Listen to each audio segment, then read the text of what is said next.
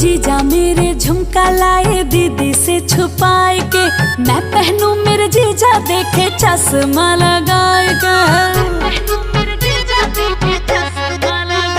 हाय जीजा मेरे झुमका लाए